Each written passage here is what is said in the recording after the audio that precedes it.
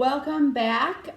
We are still finishing up our parsnips. I have a whole nother bag here. So I'm gonna try another soup because I've really been liking the parsnip soups. We'll also probably make some more fries because I thought those were awesome. If you haven't already, check out that video. But today we're going to be making a parsnip and carrot soup. Again, these are kind of an alternative to potatoes. I feel like it's a very similar soup style, but they sit better for my stomach at least, and a lot of people who have trouble with nightshades. This just digests more easily, has a lot of vitamins, minerals in it, pretty healthy for you, low calorie option. So we'll go ahead and get started, and we will head over to the stove. All right, so to get started, we're actually going to use a baking sheet. You can also use a cookie sheet. And we'll be taking our carrots, about 3 medium carrots, or I'm using baby carrots in this instance because we want about 1/2-inch pieces or the size of carrots. So we'll want carrots and then 2 pounds of parsnips. And we'll just sprinkle these in here. Your baking sheet might work better because it'll be a thinner layer, but this is what I have, so you can kind of use it however you like. But we're just gonna go ahead and spread these in here. If it seems like you don't have enough carrots, you can go ahead and add more. It's kind of to your taste. But then we will drizzle this with a little more olive oil. Or you can toss this in a bowl if you're using a baking sheet. That's kind of why I like using this. It's a 1-dish thing. But we'll do that, and then you can go ahead and season this with salt and pepper if you like. I'm putting a little bit of pepper on here, maybe a little bit of salt, not too much, but we'll just toss this. And then we're gonna throw it in the oven at 350 for about 20 minutes. We just want a nice golden brown top to roast these, kind of break them down a little bit so we don't have to boil our soup as long. So I'm gonna go ahead and do that, and then we'll start with our onions. So we'll get started kind of like our other soups by sauteing some onion. So I'm just gonna pour in some olive oil here, roughly 1 to 2 tablespoons if you're measuring. And we'll do this over medium heat. And then kind of like our other soup too, I'm using leeks instead of onions, but onions, leeks, kind of interchangeable. These are just a little bit more mild, and we had a lot left over from the garden, so feel free to use your favorite type of onion. But it'll be about 1 cup chopped up.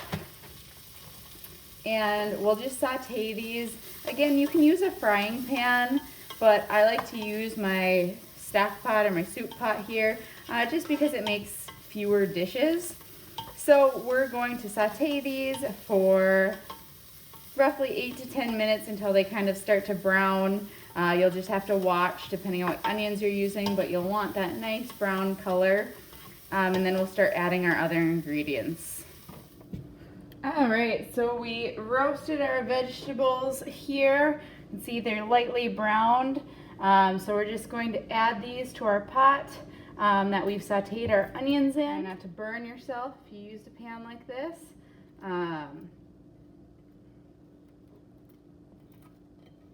You can also let these cool if you want. I'm just continuing the cooking process right away. You can see some of mine stuck a little bit, so I maybe could have used a little bit more olive oil in the baking process here. But once we get all of these in there, whew, then we're going to add some butter. We're going to add a tablespoon of butter, which I've already measured out. Make sure you wash your hands if you're putting stuff in like I am. Then we're also going to add a tablespoon of brown sugar to this, as well as 3 cloves of garlic.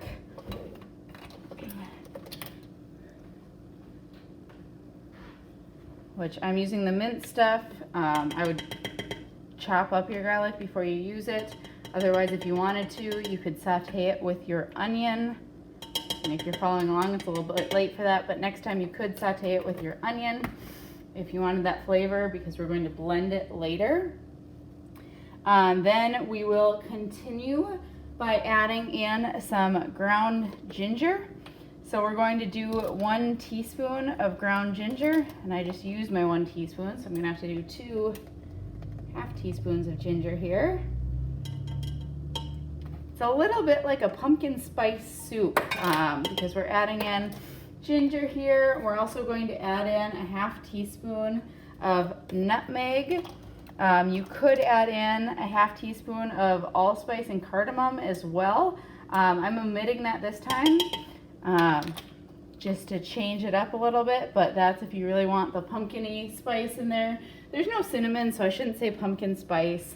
We're adding that, and then we're going to add a little bit of heat here with some cayenne pepper, and that we're only going to do a 1/4 teaspoon. And really be careful with this. If you add too much, it can really make it like unbearable to eat unless you're into super spicy food.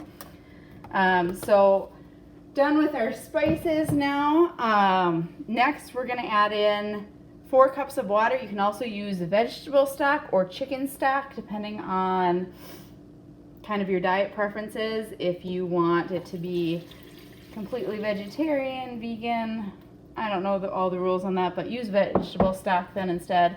I'm using water and chicken bouillon. And so this 1 teaspoon per cup of water. So we'll do 4 teaspoons in here. And then we're going to bring this to a boil and boil it, simmer it. You'll reduce the heat to a simmer. And you want to simmer it for about 15 minutes. Just get everything nice and cooked. Make sure your vegetables are well cooked if they didn't get soft enough when you're baking them. And then we're going to blend it. So you can either use a stick blender or you can put it in a food processor or blender. We'll be using a Ninja blender. So we're going to bring this to a boil and then we'll come back when we blend it. All right, so now we've cooked our vegetables all down and we're going to carefully transfer to our blender here. Like I said, you can use a stick blender. I wouldn't recommend using those if you have the similar type of, I don't know what it's called, anodized, and this coating on your pan, blanking out today, as it'll scratch it up and it'll ruin your pans if you use a metal utensil in there. Anyway, we're just going to transfer this to our blender and blend it up so it's nice and smooth and creamy. And then we will add either cream or whole milk, or if you want a really creamy soup, you can do both. We're going to be adding 1/2 cup of heavy cream.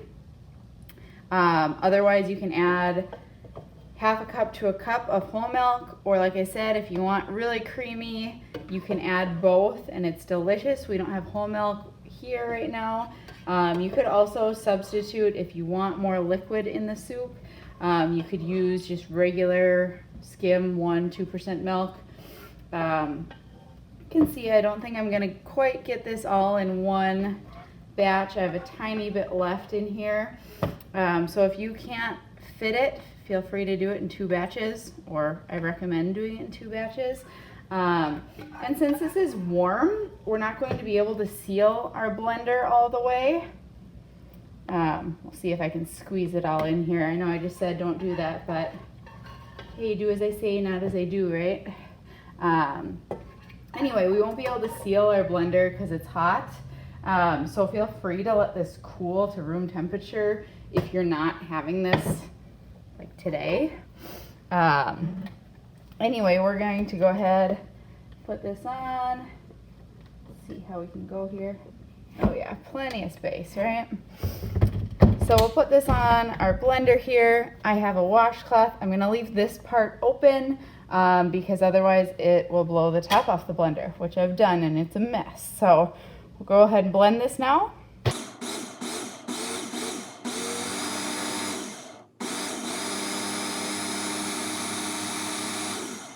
All right, and like I said, the reason you don't want to seal it is the steam will build up as you're blending it, and it'll pop the top off and basically just explode everywhere, which is no fun to clean up. So now you can see we have a nice thick mixture. I'm going to go ahead and pour it back in here to add the cream. Try not to dump the blades in here like I do every single time I make soup, at least a cream soup. Again, be careful, this is really hot. I know, everyone makes fun of those warnings, but I burned myself a few times today, so I figure I should give the public service announcement to everyone else.